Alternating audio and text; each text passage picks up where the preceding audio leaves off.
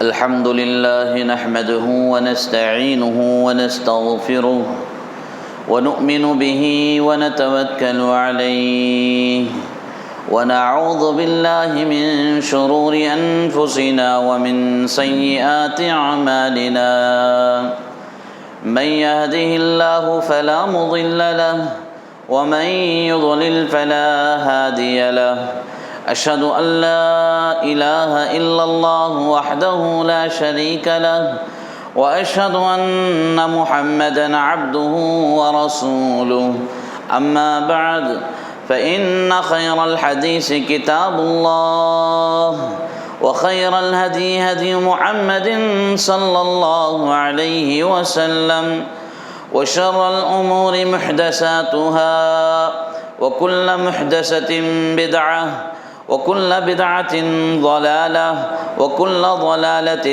في النار فأعوذ بالله السميع العليم من الشيطان الرجيم من همزه ونفخه ونفثه بسم الله الرحمن الرحيم قاف والقرآن المجيد بل عجبوا أن جاءهم منذر منهم فقال الكافرون هذا شيء عجيب أإذا متنا وكنا ترابا ذلك رجع بعيد وقال تعالى في موضع آخر يا أيها الذين آمنوا اتقوا الله حق تقاته ولا تموتن إلا وأنتم مسلمون وقال تعالى في موضع آخر يا أيها الناس اتقوا ربكم الذي خلقكم من نفس واحدة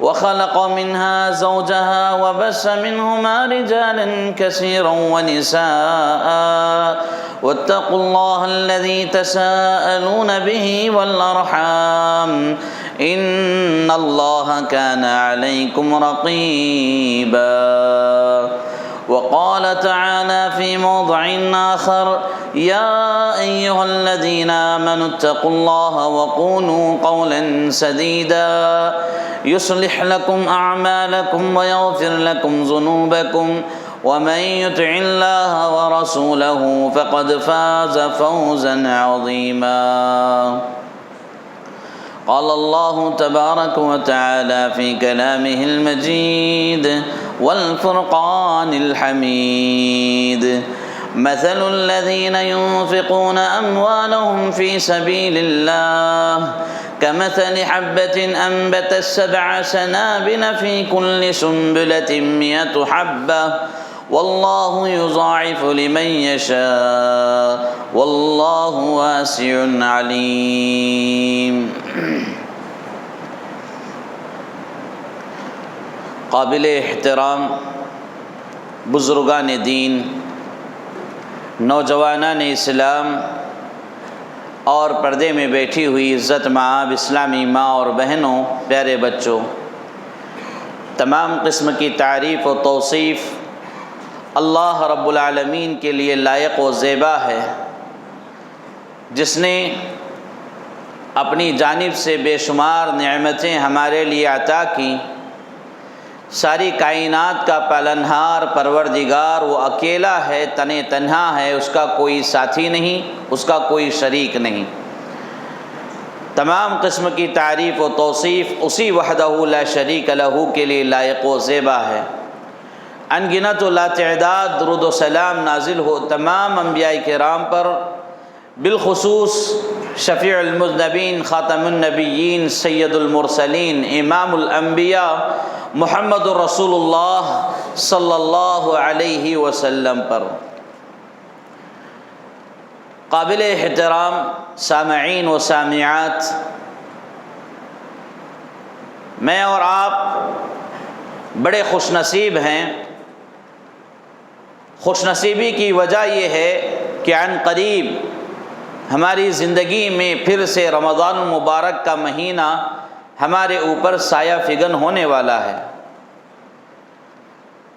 और हम में से हकीकी एतबार से खुशनसीब वो होंगे جو رمضان المبارک کا مہینہ پا لیے اور اس میں زیادہ سے زیادہ نیک اعمال کیے، اللہ رب العالمین سے اپنی مغفرت طلب کی، اپنی بخشش مانگی اور اس رمضان المبارک کا بھرپور فائدہ اٹھایا، تو ایسے لوگ حقیقی معنوں میں خوش نصیب ہیں۔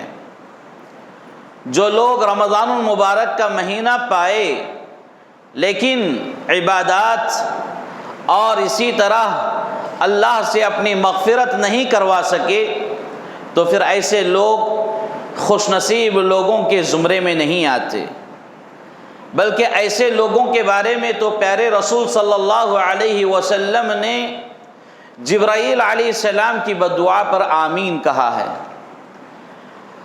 اللہ کے رسول صلی اللہ علیہ وسلم ممبر چڑھ رہے تھے، پہلی سیڑھی پر قدم رکھا تو کہا آمین، دوسری سیڑھی پر قدم رکھا تو کہا آمین، تیسری سیڑھی پر قدم رکھا تو کہا آمین۔ خطبہ ختم ہونے کے بعد اللہ کے رسول صلی اللہ علیہ وسلم سے سوال کیا گیا کہ خلاف مروت، یعنی کبھی ہم نے آپ کو ایسا عمل کرتے ہوئے نہیں دیکھا کہ اللہ کے رسول صلی اللہ علیہ وسلم آپ ممبر جیسے جیسے چڑھ رہے ہیں ویسے آمین کہہ رہے ہیں، اس کی کیا حکمت تھی؟ اللہ کے رسول صلی اللہ علیہ وسلم نے اس کا جواب دیتے ہوئے تفصیل سے بیان کیا، لیکن اس حدیث سے مجھے جو ٹکڑا آپ کے سامنے بیان کرنا ہے وہ یہ کہ اللہ کے رسول صلی اللہ علیہ وسلم دوسری مرتبہ جب آمین کہا، اس کا پس منظر یہ تھا کہ حضرت جبرائیل علیہ السلام نے کہا کہ اس شخص کی ناک آلود ہو، خاک آلود ہو، وہ شخص ہلاکت و بربادی کی طرف چلا جائے، وہ شخص اللہ کی رحمتوں سے محروم ہو جائے، جو شخص رمضان المبارک کا بہترین مہینہ پایا اور اپنی بخشش اللہ سے نہیں کروایا۔ تو اس جملے پر میں نے آمین کہا۔ تو یہ جملہ حدیث کا یہ ٹکڑا میرے اور آپ کے لیے سمجھنا بہت ضروری ہے۔ یعنی ایسے لوگوں کے بارے میں جبرائیل علیہ السلام جو فرشتوں کے سردار ہیں، امانت داروں کے سردار ہیں، جن کے ذریعے اللہ رب العالمین قرآن مجید جیسا مقدس کلام رسول اللہ صلی اللہ علیہ وسلم تک پہنچایا، ایسا فرشتہ، ایسا بہترین یعنی فرشتوں کا سردار جبرائیل علیہ السلام کس بندے کے بارے میں بددعا کر رہے ہیں؟ وہ بندہ جو رمضان کو پایا لیکن اللہ سے اپنی مغفرت نہیں کروایا، یعنی اس رمضان کے مہینے کو عام مہینوں کی طرح گزارا، نہ نمازوں کی پابندی، نہ روزوں کی پابندی، نہ ہی فرائض و نوافل کا اہتمام، نہ قرآن کی تلاوت اور نہ صدقات و خیرات کی طرف اس کا خیال، بلکہ عام مہینوں کے جیسا اس رمضان کے مہینے کو بھی گزار دیا، تو پھر ایسا بندہ اللہ رب العالمین کی رحمتوں سے وہ محروم ہو جاتا ہے۔ سال کے 11 مہینہ وہ پریشان رہتا ہے۔ کیوں؟ اس لیے کہ فرشتوں کے سردار کی بددعا ہے، اور اس بددعا پر آمین کہنے والے کون؟ محمد رسول اللہ صلی اللہ علیہ وسلم ہیں۔ لہذا میں اور آپ یہ دعا کرتے رہیں کہ اللہ تعالی ہمیں ایسے لوگوں میں سے نہ بنائے، اس بددعا میں جو لوگ شمار کیے جاتے ہیں اللہ ہم نے ان لوگوں سے محفوظ رکھے، بلکہ اللہ تبارک و تعالی ہمیں رمضان المبارک کا بہترین فائدہ اٹھانے والے اور اس سے بہت سارے انعامات و احسانات حاصل کرنے والا، رحمتوں و برکتوں کو پانے والا بنائے، آمین یا رب العالمین۔ میرے بھائیوں اور بہنوں، اب رمضان کا مہینہ ہمیں ملنے والا ہے، تو اس مہینے میں مجھے اور آپ کو زیادہ سے زیادہ کون سے اعمال کرنا ہے، وہ کون سی عبادات ہیں جس کو رمضان المبارک میں کثرت سے کرنے کا حکم دیا گیا، اس پر مختصر ہم سمجھنے کی کوشش کریں گے۔ سب سے پہلی بات، رمضان المبارک کی سب سے بڑی اور اہم خصوصیت روزے ہیں، جس کو اللہ تبارک و تعالیٰ نے ہم بندوں پر فرض کیا ہے۔ سورۃ البقرہ سورہ نمبر 2 پارہ نمبر 2 آیت نمبر 183 میں اللہ تبارک و تعالیٰ بیان کر رہا ہے، یا ایھا الذین آمنوا کتب علیکم الصیام کما کتب علی الذین من قبلکم لعلکم تتقون۔ اے ایمان والو، اللہ رب العالمین تمہارے اوپر روزوں کو فرض کر دیا جیسا کہ تم سے پہلے لوگوں پر روزوں کو فرض کیا گیا، لعلکم تتقون، تاکہ تم متقی بن جاؤ، تاکہ تم پرہیزگار بن جاؤ، تاکہ تم اللہ کا ڈر خوف اپنے دل میں رکھنے والے بن جاؤ۔ روزوں کو فرض کرنے کا مقصد کیا ہے؟ تقویٰ، اپنے دلوں میں اللہ کا ڈر پیدا کرنا، یہ روزوں کو فرض کرنے کا بنیادی مقصد ہے۔ لہٰذا میرے بھائیوں، ہمارے اوپر روزوں کو فرض کیا گیا ہے۔ کن روزوں کو؟ رمضان المبارک کے روزوں کو۔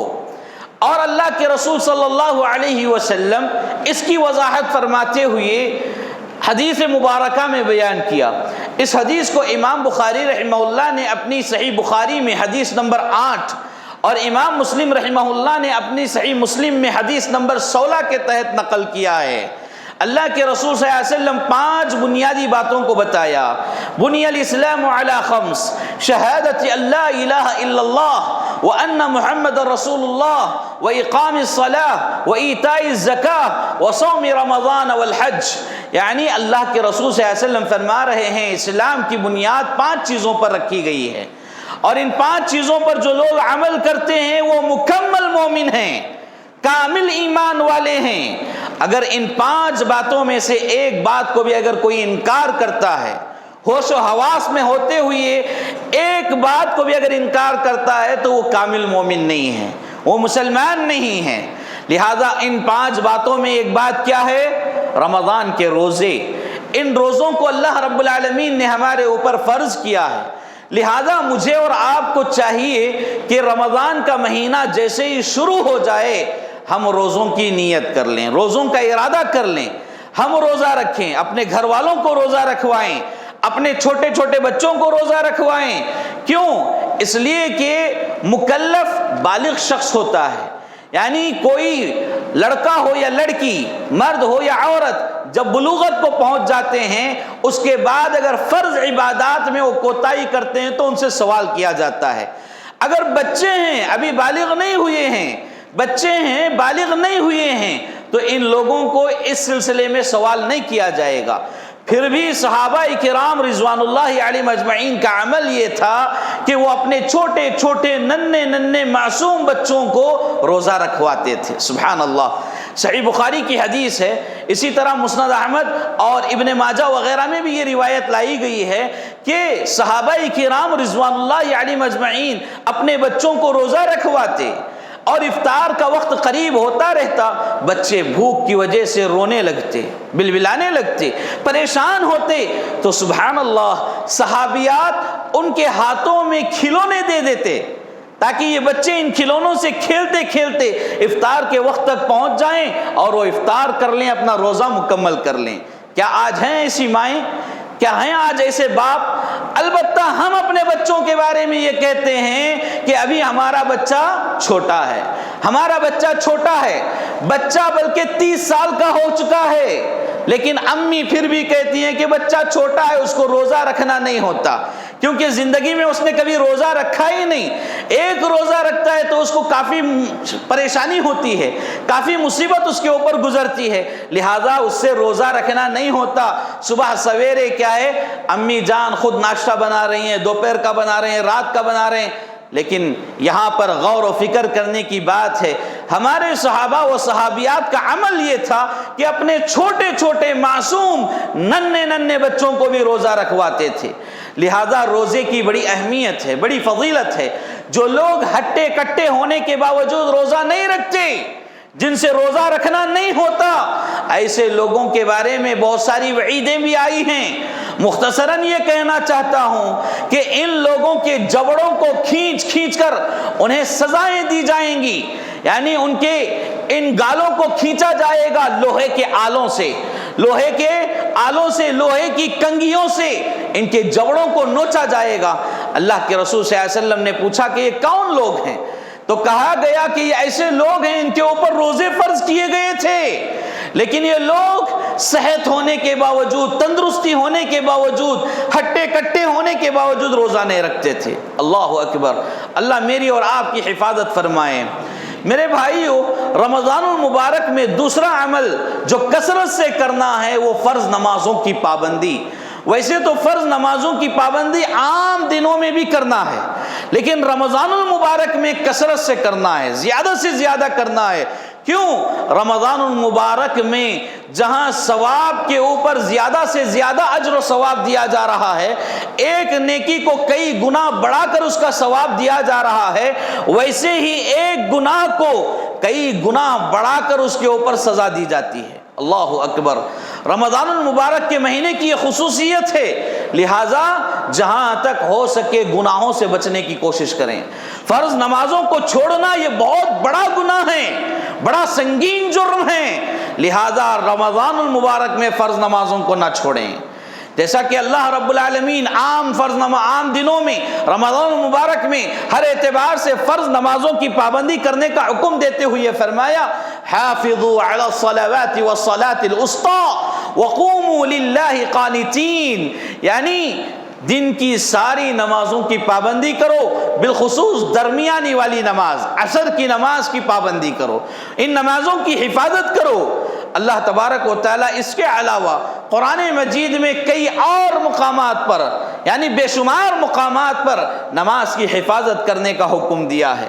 لہٰذا میرے بھائیو، رمضان المبارک میں جو دوسرا عمل مجھے اور آپ کو کرنا ہے وہ نمازوں کی پابندی ہے، فرض نمازوں کی پابندی ہے۔ کثرت سے فرض نمازوں میں شریک ہونے کی کوشش کریں، اور یہ خواہش ہونا چاہیے کہ رمضان المبارک میں میری کوئی بھی نماز پہلی صف سے ہٹ کر دوسری صف میں نہیں ہوگی۔ اگر سب یہ ارادہ کر لیں تو تکبیر تحریمہ کے ساتھ ہم نماز پڑھنے والے ہو جائیں گے۔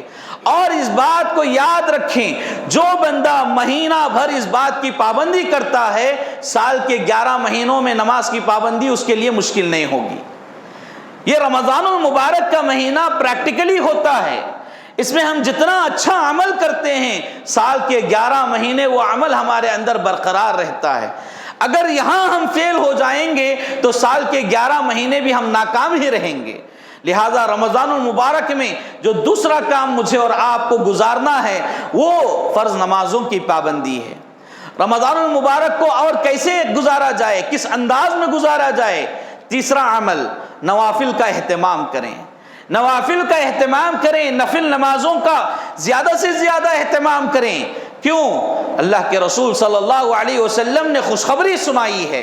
اس خوشخبری کو امام بخاری رحمہ اللہ نے اپنی صحیح بخاری میں 2014 اور امام مسلم رحمہ اللہ اپنی صحیح مسلم میں حدیث نمبر 760 کے تحت نقل کیا ہے کہ اللہ کے رسول صلی اللہ علیہ وسلم فرماتے ہیں، ابو ہریرہ رضی اللہ تعالیٰ عنہ راوی حدیث ہیں، من قام رمضان او من قام فی لیلۃ القدر ایمانا واحتسابا غفر له ما تقدم من ذنبه، جو شخص رمضان میں قیام اللیل کرتا ہے، نوافل کا اہتمام کرتا ہے، اللہ تعالیٰ اس کے اگلے سارے گناہوں کو معاف کر دیتا ہے۔ جو شخص ایمان کے ساتھ، امید کے ساتھ، یعنی ایمان، کامل ایمان کے ساتھ، امید اللہ رب العالمین کے ساتھ لگائے ہوئے نوافل کا اہتمام کرتا ہے تو اللہ تبارک و تعالیٰ اس کے اگلے سارے گناہ معاف کر دیتا ہے۔ تو سبحان اللہ، کتنی بڑی خوشخبری ہے، کتنی بڑی فضیلت والی بات ہے۔ اگر ہم نوافل کا اہتمام کریں تو ہمارے صغیرہ سارے گناہ معاف کر دیے جائیں گے۔ تو میرے بھائیو، یہاں پر غور کرنے کی بات یہ ہے کہ جو لوگ فرض کی پابندی کرتے ہیں ان لوگوں کے لیے نوافل کا اہتمام کرنا مشکل نہیں ہوگا۔ جو لوگ فرض میں ہی دور ہو جاتے ہیں وہ لوگ نوافل کیا پڑھیں گے؟ لہٰذا فرض کی بھی پابندی کریں اور نوافل کی بھی پابندی کریں، یہ بہترین عمل ثابت ہوگا، اور اللہ رب العالمین اس کے اوپر بہت بڑا اجر عطا کرنے والا ہے۔ اللہ تعالیٰ مجھے اور آپ کو ان خوش نصیب بندوں میں سے بنائے، آمین یا رب العالمین۔ رمضان المبارک میں ایک اہم کام جو کرنا ہے وہ کثرت سے قرآن مجید کی تلاوت کرنا ہے۔ ہمارے صحابہ کرام و سلف صالحین کا یہ عمل تھا کہ رمضان کا مہینہ جیسے ہی آتا سب اپنی مشغولیت چھوڑ دیتے اور قرآن کو پکڑ کر رہ جاتے، قرآن مجید کی تلاوت کرتے رہتے۔ قرآن ایک مرتبہ ختم کرے، 2 مرتبہ ختم کرے، 3 مرتبہ ختم کرے، کئی مرتبہ قرآن مجید کا انہوں نے ختم کیا کرتے تھے۔ یعنی اللہ کے رسول صلی اللہ علیہ وسلم زیادہ سے زیادہ قرآن مجید پڑھا کرتے تھے۔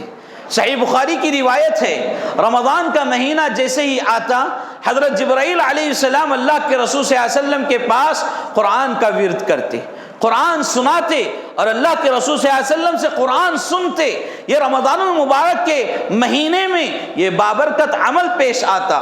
تو اس سے یہ بات معلوم ہوتی ہے کہ رمضان المبارک میں زیادہ سے زیادہ قرآن مجید کی تلاوت کیا کریں۔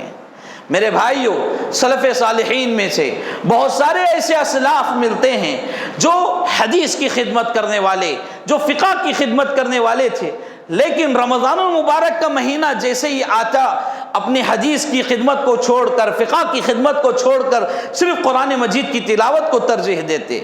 اسی سلسلے میں امام مالک رحمہ اللہ سے یہ بات ملتی ہے۔ امام مالک رحمہ اللہ حدیث کا درس دیا کرتے تھے، کئی ہزار طلبہ ان کے حدیث کے درس میں بیٹھ کر ان سے مستفید ہوتے، ان سے فائدہ اٹھاتے تھے، لیکن جیسے ہی رمضان المبارک کا بابرکت مہینہ آتا امام مالک رحمہ اللہ اپنے حدیث کی محفل کو روک دیتے، اپنے حدیث کے حلقے کو روک دیتے اور خود قرآن مجید کی تلاوت شروع کر دیتے۔ تو بڑے بڑے ائمہ کا یہ حال ہے، لیکن میں اور آپ قرآن مجید کو دیکھنا تک پسند نہیں کرتے۔ قرآن مجید کو دنیا کی سب سے بڑی مشکل کتاب ہم سمجھتے ہیں۔ قرآن مجید سے ہمارا دن بدن ایمان کمزور ہوتا جا رہا ہے۔ قرآن مجید سے شغف، اس سے جو شوق، جو ذوق ہونا چاہیے، وہ شوق و ذوق آج ہم میں نظر نہیں آتا ہے۔ کیوں؟ اس لیے کہ قرآن سے ہم بہت دور ہیں، قرآن کو بہت مشکل کتاب سمجھتے ہیں۔ لیکن قرآن مجید کے سلسلے میں بھی ایک بہت بڑی خوشخبری سنائی گئی ہے میرے بھائیوں۔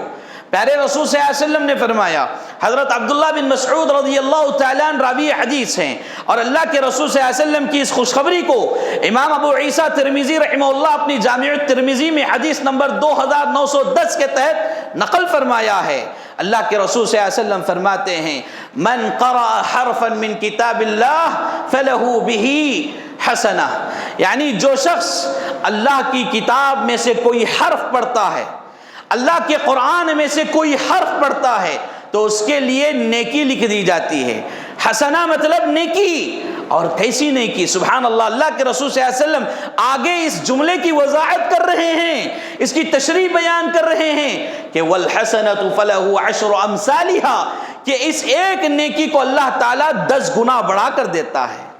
10 گنا بڑھا کر دینے کا مطلب عام فہم میں اگر سمجھنا چاہیں گے تو 10 نیکیاں، ایک حرف پڑھنے پر، قرآن مجید کا ایک حرف پڑھنے پر 10 نیکیاں دی جاتی ہیں۔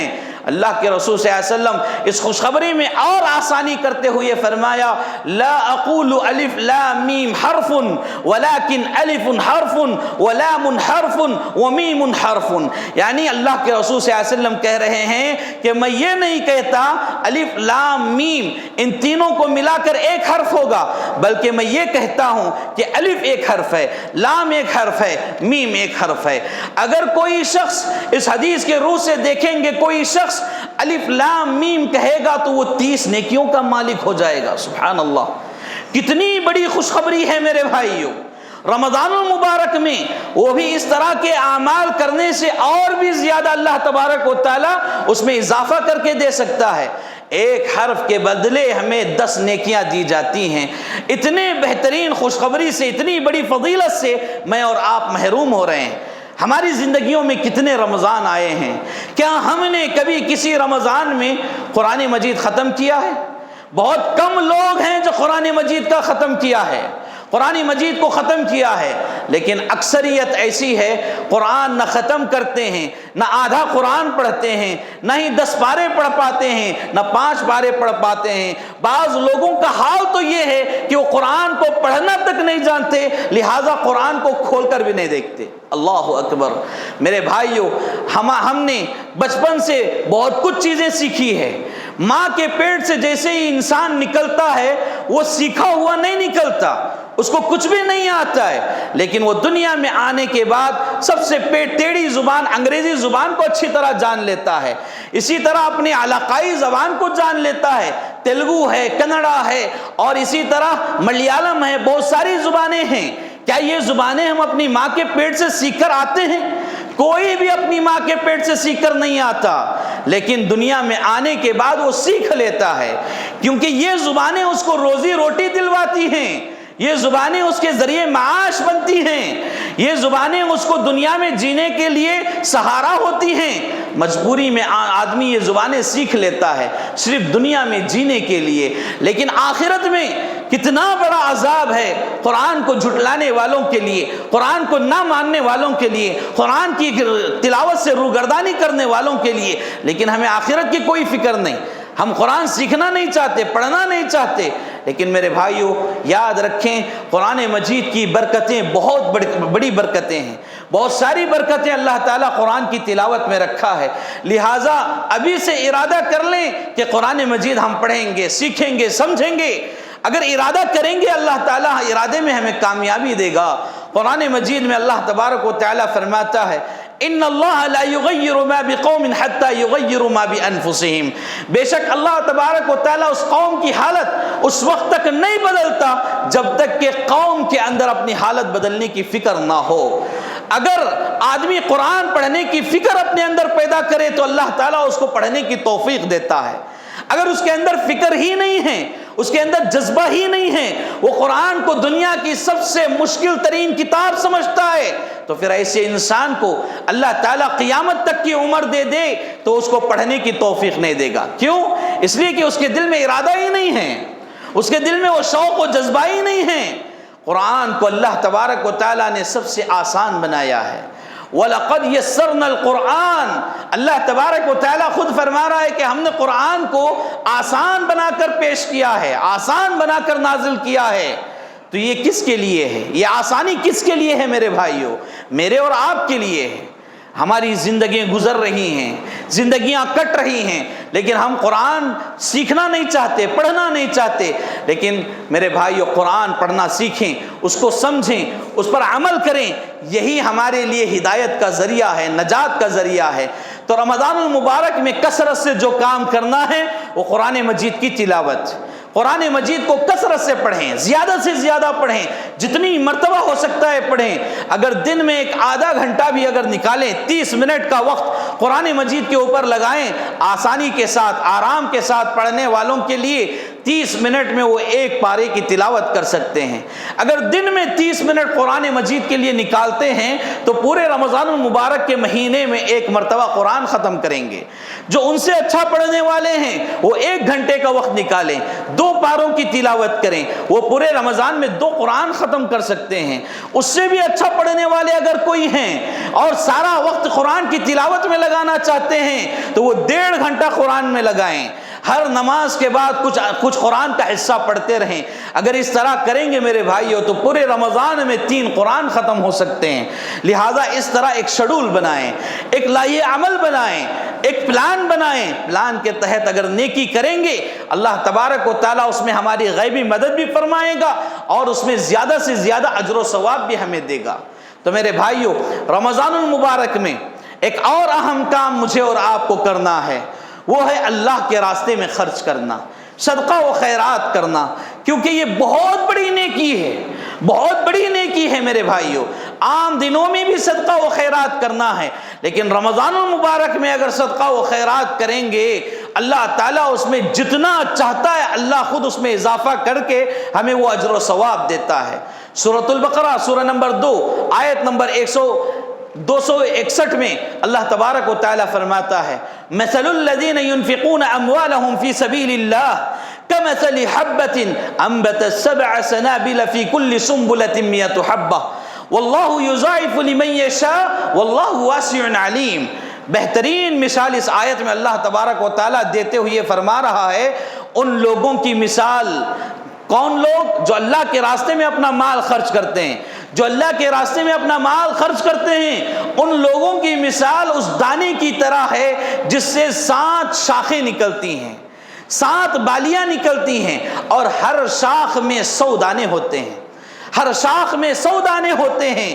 تو یہ بہترین مثال دیتے ہوئے اللہ تبارک و تعالیٰ یہ کہنا چاہ رہا ہے کہ اگر کوئی بندہ اللہ کے راستے میں 1 روپیہ بھی اگر مال خرچ کرتا ہے، اپنے مال میں سے 1 روپیہ بھی اگر خرچ کرتا ہے، اللہ چاہے تو اسے 700 گنا بڑھا کر دے سکتا ہے اجر و ثواب، 700 گنا بڑھا کر اجر و ثواب دے سکتا ہے. اور یہیں پر یہ خوشخبری ختم نہیں ہوئی. واللہ یضاعف لمن یشاء، اور اللہ اگر کسی کے لیے چاہے تو اس سے بھی زیادہ کر کے دے سکتا ہے. سبحان اللہ، اس سے بھی زیادہ کر کے اللہ تعالیٰ دے سکتا ہے. کیوں؟ اس لیے کہ اللہ رب العالمین وسعتوں والا اور بہترین علم رکھنے والا ہے. واللہ واسع علیم.